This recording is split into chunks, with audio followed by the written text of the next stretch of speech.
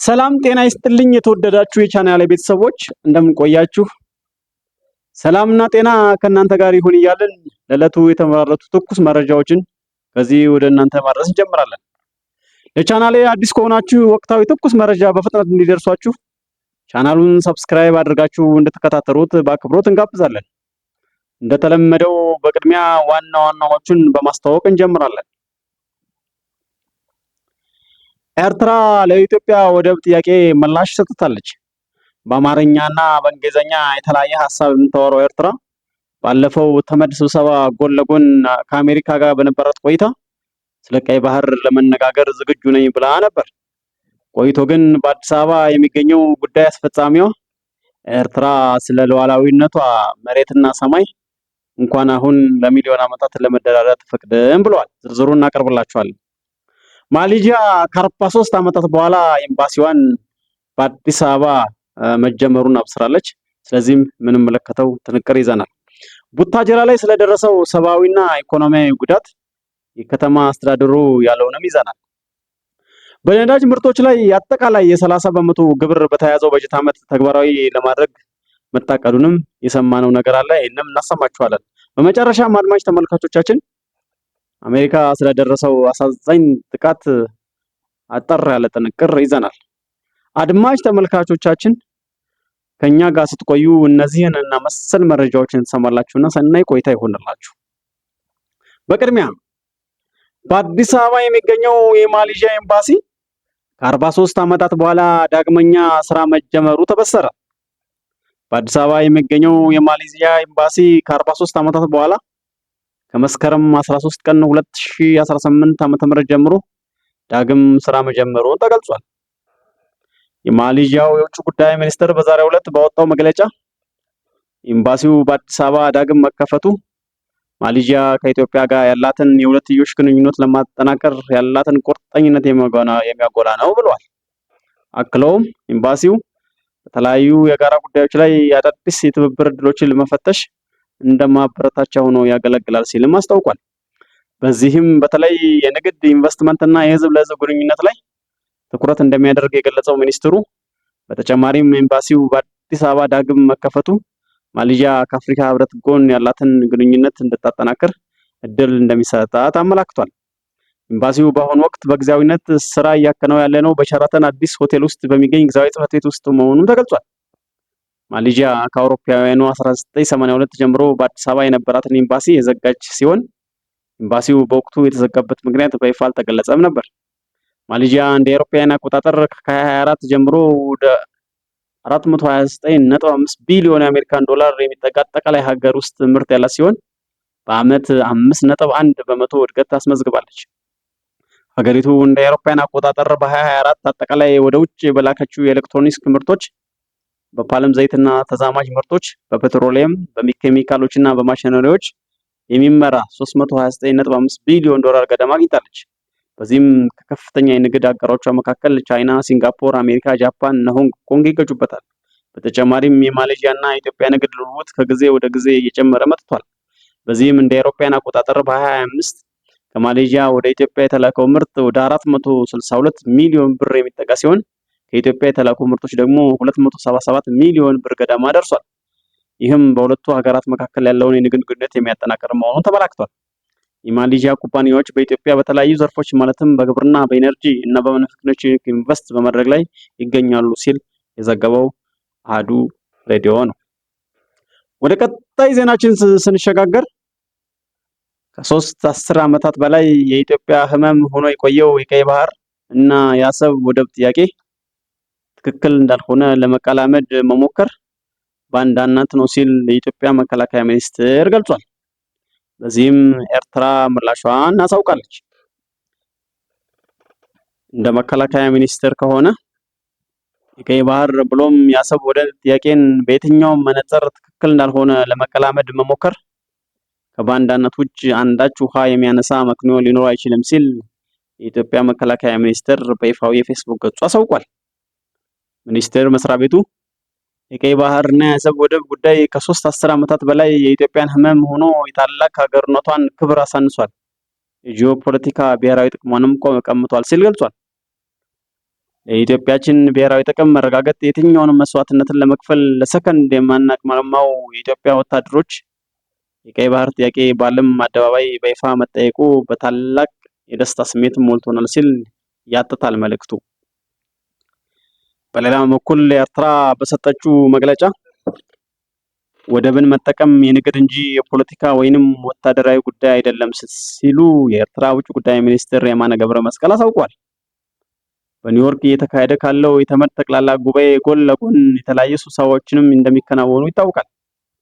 ከነዚህ መካከል የባህር በር የሌላቸው በማደግ ላይ ያሉ ሀገራት የውጭ ጉዳይ ሚኒስትሮች ስብሰባ አንዱ ነው። በዚህም ስብሰባ ላይ ንግግር ካደረጉት መካከል የኤርትራው የውጭ ጉዳይ ሚኒስትር አቶ ኦስማን ሳላ አንዱ ናቸው። በንግግራቸውም የባህር በር የሌላቸው ሀገራት ጎረቤቶቻቸውን ማሳለፍና የልማት አጋር ማድረግ እንደሚጠበቅባቸው አስረድተው ይህ ግን በዓለም አቀፍ ሕግ በሉዓላዊነት በጋራ መከባበርና ጣልቃ ባለመግባት መርህ ላይ መመሰረት እንዳለበት ገልጸዋል። ትክክለኛ ትብብርም በስጋት ሳይሆን በመተማመን ላይ የተመሰረተ መሆን እንደሚገባው ያስታወቁት ሚኒስትሩ መተማመን የሚገነባው ደግሞ ሀገራት እርስ በራሳቸው ነፃነታቸውን፣ የግዛት አንድነታቸውን እና ግዴታቸውን በተመለከተ ሲከባበሩ መሆኑን አስረድተዋል። አቶ ኦስማን አክለውም ንግግራቸውን ቀጥለው ኤርትራ ሉዓላዊ የባህር ጠረፍ ያላት ሉዓላዊ ሀገር ስትሆን ወደቦቿም ብሔራዊ ሀብቶቿ ናቸው። ወደብን የመጠቀም ማናቸውም ጉዳዮች የሚወሰኑትም ኤርትራና እሷ የመረጠችው አጋር በሚያደርጉት የሁለትዮሽ ስምምነት ይሆናል ብሏል። ኤርትራ ወደቦቿን ለውጭ ሀገር ወታደራዊ አገልግሎት ወይም ባህር ኃይል እንደማትፈቅድም ሚኒስትሩ አክለው ገልጿል። የባህር በር የሌላቸው ሀገራት በጎረቤት ሀገራት ወደቦች የመጠቀም መብት ዝም ብሎ የሚመነጭ ወይንም በሌላ ሶስተኛ አካል ድርድር የሚከናወን ሳይሆን በዓለም አቀፍ ሕግ የሚመራ መሆኑንም አስረድተዋል። ሚኒስትሩ ጨምረውም ወደብን መጠቀም የንግድ እንጂ የፖለቲካ ወይንም ወታደራዊ ጉዳይ አይደለም ሲሉም ተደምጠዋል። ኤርትራ በወደቦቿ ፍትሃዊና እኩል በሆነ መንገድ የንግድ ትብብር ለማድረግ በሯ ክፍት ነው ያሉት ሚኒስትሩ ህጋዊ የንግድ ስርዓት ወደቦቿን ክፍት ማድረጓንም ትቀጥላለች ሲል ገልጿል። ወደ ቀጣይ መረጃችን ስናልፍ በተፈጸመው አስነዋሪ ድርጊት የህይወትና የአካል ጉዳት ደርሷል ሲል የቡታጅራ ከተማ አስተዳደር በይፋዊ መግለጫ አሳውቋል። የቡታጅራ ከተማ አስተዳደር መንግስት ኮሚኒኬሽን ገጽ በወጣው መግለጫ ለመላው የከተማችን ነዋሪዎች ከቡታጅራ ከተማ አስተዳደር የተሰጠ መግለጫ ከትናንት በስቲያ ማምሻ ላይ እንዲሁም ትናንት ጠዋት የከተማችን ህዝብ የማይመጠን አስነዋሪና አሳፋሪ ተግባር ማንንም ሊወክሉ በማይችሉ የተደራጁ አካላት በቡታጅራ ከተማ በተወሰኑ መንደሮች ላይ ብጥብጥና ረብሻ ተፈጽሞ የነበረ ቢሆንም በጸጥታ ኃይሎቻችን ብሎም በሰላም ወዳዱ ማህበረሰብ አማካኝነት ማስቆም ተችሏል ብሏል መግለጫው። የተፈጠረው አስነዋሪ ድርጊት የህይወትና የአካል ጉዳትም አስከትሏል ሲል መግለጫው አሳውቋል። በዚህም ከተማ አስተዳደሩ የተሰማውን ጥልቅ ሐዘን የገለጽን በተፈጠረው ብጥብጥና ረብሻ ህይወታቸውን ላጡ ነፍሳቸውን በገነት እንዲያኖረን ከልብ እየተመኘን ለቤተሰቦቻቸውና ወዳጅ ዘመዶቻቸው መጽናናትን እንመኛለን ብሏል መግለጫው። መግለጫው አክሎም የህዝባችንን የቆየ አብሮነትና አንድነት እንዲሁም የከተማችን በተለይም የሰላም ሰገነትና አብነት ተብላ የምትጠራው ከቡታጅራ ከተማችን አኳያ የተፈጠረው ችግር የተፈጸመው የብጥብጥና ሁከት ተግባር ፍጹም ቡታጅራን የሚመጥን አይደለም ብሏል። ስለሆነም የቡታጅራ ከተማ አስተዳደር ችግሩን ለመፍታት ከሰላምና ልማት ወዳዱ ህዝባችን ጋር እና ከሚመለከታቸው አካላት ጋር እየመከርንበት መሆኑ ታውቆ የአካባቢያችን ብሎም የቡታጅራ ከተማን ሰላምና ጸጥታ ወደ ነበረበት ለመመለስ ህዝቡ ከጸጥታ መዋቅሮቻችን ጋር በመተባበር እንዲሰራ ጥሪያችንን እናቀርባለን ሲል መግለጫው አሳውቋል። ወደ ቀጣይ መረጃችን ስናልፍ በአሜሪካ በቤተክርስቲያን ላይ የተፈጸመው እጅግ አሳዛኝ ጥቃትን የተመለከተ መረጃ ይዘናል። በአሜሪካ ሚቺጋን በሚገኝ ቤተክርስቲያን አንድ ታጣቂ በከፈተው ተኩስ ቢያንስ 4 ሰዎች መሞታቸው ተገልጿል። አንድ ታጣቂ መኪና እየነዳ በአሜሪካ ሚቺጋን ግዛት ግራንድ ብላንክ ከተማ በሚገኝ ቤተክርስቲያን ውስጥ በመግባት ባደረሰው ጥቃት በርካታ ሰዎች መቁሰላቸው የአካባቢው ፖሊስ አስታውቋል። በስፍራው በመቶዎች የሚቆጠሩ ምዕመናን ለአገልግሎት በተሰበሰቡበት ወቅት ጥቃቱ መፈጸሙንና የአካባቢ ባለስልጣናት የተናገሩት ከተኩስ ጥቃቱን በተጨማሪም ግለሰቡ ቤንዚን በማርከፍከፍ ቤተክርስቲያን ላይ እሳት መለኮሱንና ቃጠሎ መነሳቱ ተጠቁሟል። ይህም ተከትሎ ፖሊስ ባወጣው ሪፖርት ከሟቾች መካከል 2 በጥይት ሲሞቱ ሌሎች 2 ሰዎች ደግሞ በቃጠሎ ምክንያት መሞታቸውን መረጋገጡን አስታውቋል። ጥቃቱን ያደረሰው ተጠርጣሪ ቶማስ ጃኮብ ሳንፎርድ የተባለ 40 ዓመት ጎልማሳ መሆኑ ፖሊስ ያስታወቀ ሲሆን ግለሰቡ ጥቃቱን ካደረሰ በኋላ በቤተክርስቲያኑ መቆሚያ መኪና መቆሚያ ውስጥ በፖሊስ በጥይት መገደሉ ተገልጿል። ባለስልጣናቱ ክስተቱን ሆን ተብሎ የተፈጸመ የአመፅ ድርጊት ሊሆን ይችላል ያሉ ሲሆን ምርመራ እየተካሄደ መሆኑንም ጠቁሟል ሲል የዘገበው ቢቢሲ ነው።